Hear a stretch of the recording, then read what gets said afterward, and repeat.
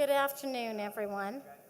Um, this is a great event to be at, and I'm so excited to be part of this because I have some personal reasons, and I'll share with you a little bit of my background in a second.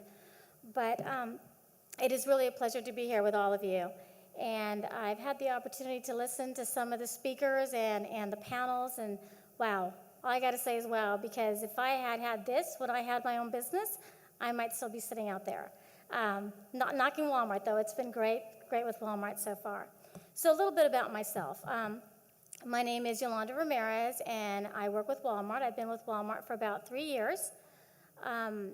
My day job is being a buyer. So I buy all the strawberries, blackberries, blueberries, and raspberries you see in our Walmart stores. And I also buy the carrots and the garlic. So I'm totally in produce. And what I do for fun is work on the Women Economic Empowerment Initiative. So really glad to be here again. Before joining Walmart, I was pretty much sitting where many of you are today. I was a woman-owned business. I was in the produce industry. My family was in farming. So being in Georgia, I know that there's a lot of farmers in our community, and it's a great industry. The agriculture industry is really awesome. But I had the opportunity to start my own company a few years back.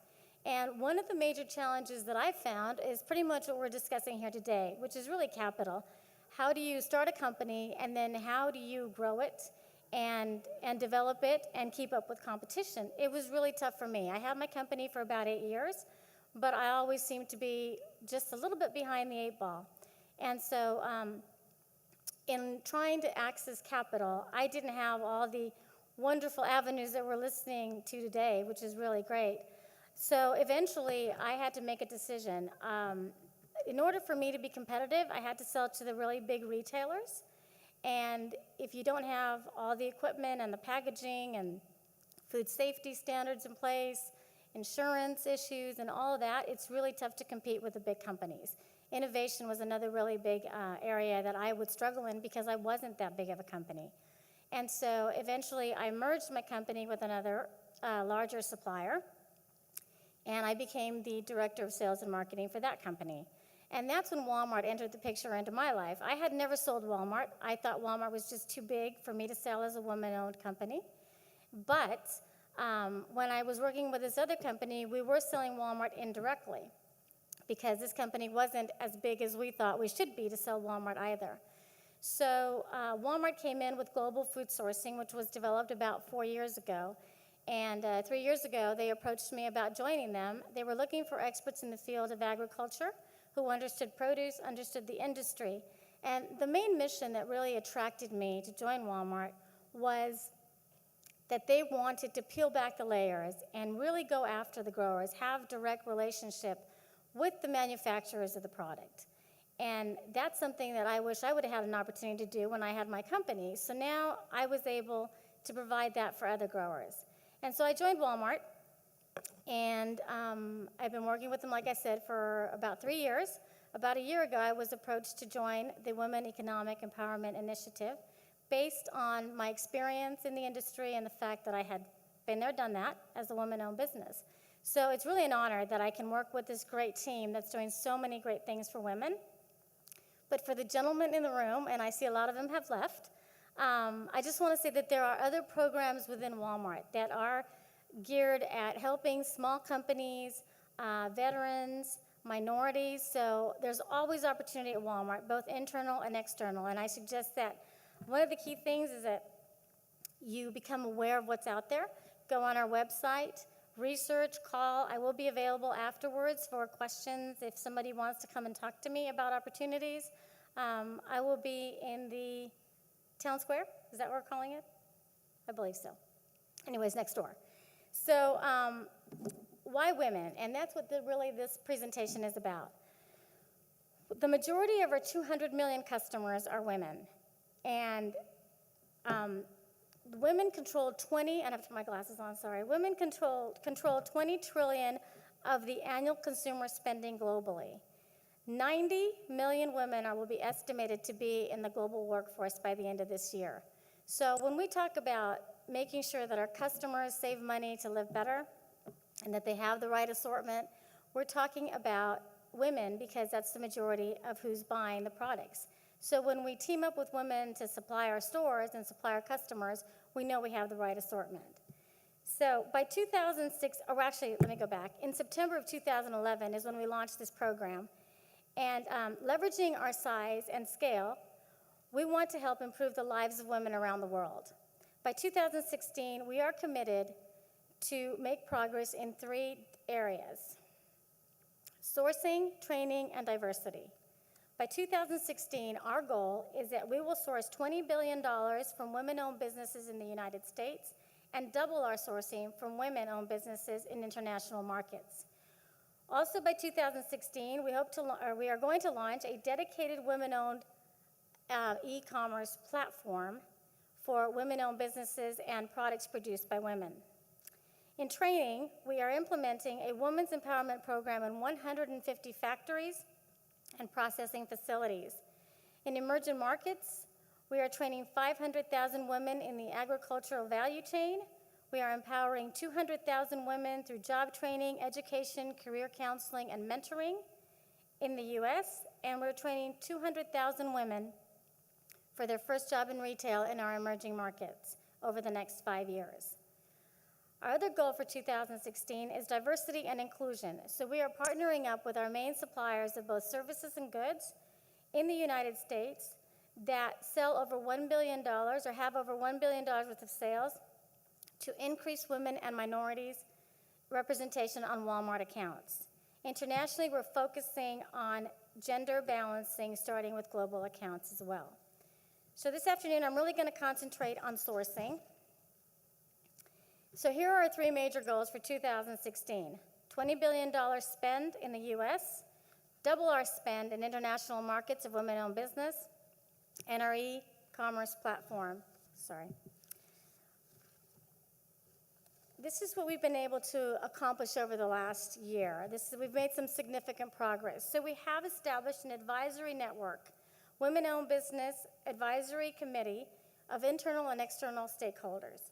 We also have a steering committee with our senior leadership advisors and a working group. This working group is made up of cross-functional business partners.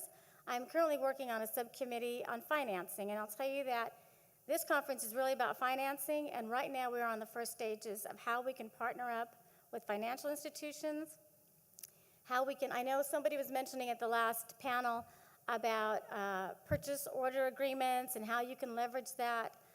So we're working on all those different things right now, but we're really in the discovery stage of this aspect. Over the past year, we've also contracted a consultant to clarify baseline data, help us to find out what tools and resources we need to meet our goal. So where will the growth come from? How are we going to use or provide tools and resources to our business to meet these goals? We've executed 7 supplier summits, 2 for retail, 5 for non-retail, and there are scheduled to be about another 4 or 5 over the course of the year. I really strongly suggest that if you can get on our website, find out when the supplier summits are. You really want to attend if you are a current supplier to Walmart, because there's incredible information on how to help grow the business and how to expand. We've also hired a senior director in merchandising to head up this team, which is really awesome because she has a lot of knowledge on how to develop suppliers and what the right merchandise is for the stores. So to develop this roadmap and get these tools and resources, we went to the experts, and we interviewed over 100 people to test the feasibility, to look at our growth targets and see if we could meet them. We wanted to gather ideas and feedback on solutions. So we had buyers, non-retail VMOs, and suppliers all interviewed. And basically, it's like putting a puzzle together. We had to try to solve the most important barriers that limit our spend on women-owned business.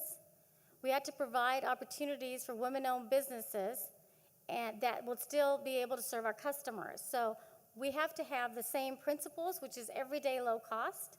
And sometimes it's tough when you're a smaller company, but it is something that can be done. We're doing it really well with global food sourcing right now when we're talking to our smaller suppliers. We also need to make sure that when our buyers are looking at the supply base, they understand who the women-owned businesses are and what they are bringing to the table. Buyers have very little time, I can tell you. We have very little time to try to figure out who the right supplier is that we should have, and we look at the suppliers that are onboarded, and we go and we buy from them. So it's important for you when you sign up with Walmart, if you go on and do an application, that you make sure that you mark on there whether you're minority, women-owned business. But now we're bringing that to light with our buyers so that they have a much easier way of finding out who those suppliers are. We also need to give the business the right tools and resources, make sure that everything is efficient and effective. So in these interviews, oh, that didn't show the whole thing. There we go. In these interviews, we identified the root causes or barriers of why a vendor or a supplier does not onboard with Walmart. And one of them, the 81% of the people said, is because they just are not aware. They just don't know how to approach a big retail store. So they actually kind of shy away from it. I did it when I had my own business. I never thought I could sell to Walmart. Back then, there was already some women initiatives, and I probably could have. So awareness is the #1 reason why people do not approach Walmart. Complexity and time, it can be complicated. It has been complicated in the past. It is time-consuming, but it's really worth it. Scale and financing, which we're talking about today, price, quality, and presentation skills. For suppliers that are onboarded and sell to Walmart, some of the barriers that keep them from growing are innovation. It's tough to keep up with the big boys, and we know that. So sometimes we need to work on how can we become more innovative, and how do we get the capital or access to capital to do those things. Internal capabilities, we might be tapped out internally. We just can't produce more, and Walmart is a big company. But there are ways that we're currently working with smaller companies. We have a big focus on local.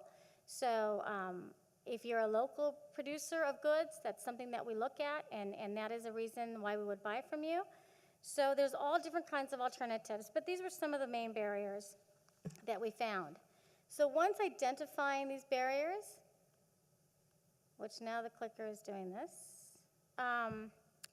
we need to figure out a design to unlock these barriers. How do we get past them? And so this is what we're currently working on.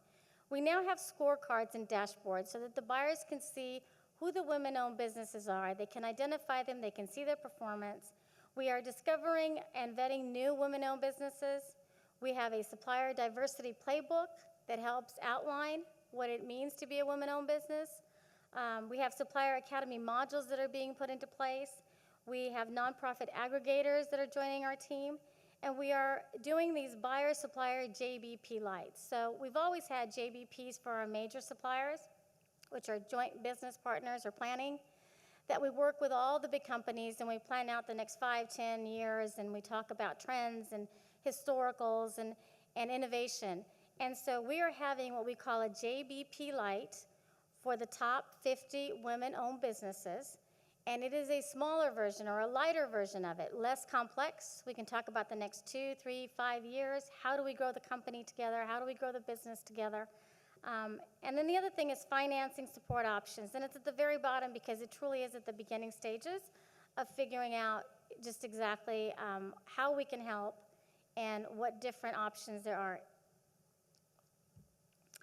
This is an example of our first deliverable. These packets are being delivered throughout the staff meetings to our buyers, and basically they're just a snapshot of what the yearly women-owned business spend is thus far compared to our target. It also is giving our buyers a profile of the current women-owned businesses as well as new women-owned businesses that are joining Walmart. And so this way, our buyers can onboard suppliers as we identify them. We talked a little bit about what we're doing with e-commerce, and certainly the internet and e-commerce is the way to go today when we can't really master all the logistics on distribution. And Walmart is a really big company with lots of distribution centers. So Walmart, by 2016, will develop a destination to sell products from women-owned businesses around the world to U.S. consumers. And this was to be launched this spring, and I cannot tell you for sure if that has happened or not, but I know that we have been working on that. We're also expanding our exclusive assortment. So women providing exclusive ready-made goods, something that's very exclusive to them. We are expanding that line so we can carry it on e-commerce, and it's an easier way to market. It's also a great platform to tell a story. So as these goods are being brought to our consumers can get a feel for who that woman is that's providing them, that's manufacturing them, what the community is like. So it is a portal that connects commerce, content, and community. What we've done thus far, we have partnered up with a couple of aggregators, Full Circle and Global Goods, and there is a product line development and assortment selected for launch. We're also empowering women together is something else that we're doing in various different countries, including the United States. And so we're working with women in Cambodia, Canada, Ethiopia, Haiti, India, Kenya, Nepal, Peru, Rwanda, Tanzania, Uganda, and the US.